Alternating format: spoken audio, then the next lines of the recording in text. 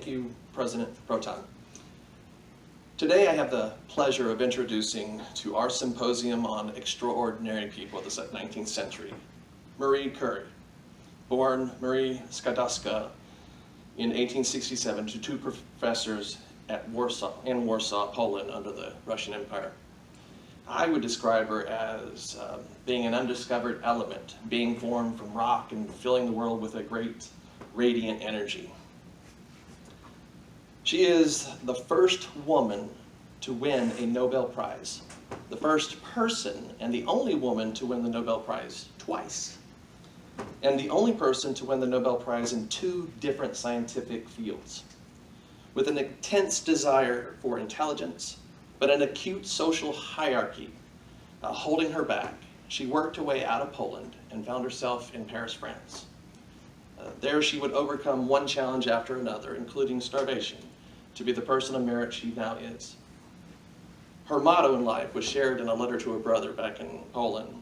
She said, "We must believe that we are gifted for something, and that thing, at whatever cost, must be obtained."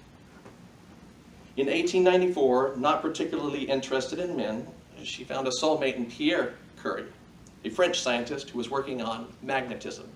And Marie, writing a dissertation on steel magnetic properties, found themselves attracted to each other. Radiation was discovered 2 years before they had met, but it was Marie's curiosity and dedicated work that thrust her into the field of radiation. And the work in radiation was actually a term that was coined by the Curies. It was Marie and her husband that discovered and named polonium and radium, two significant radioactive elements that paved the way to research and development of standards in radiation protection and usage.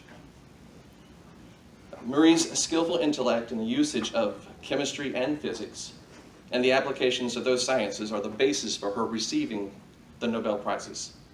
And with the insistence of her husband, Pierre, was able to receive such representation in a time when women were not given that.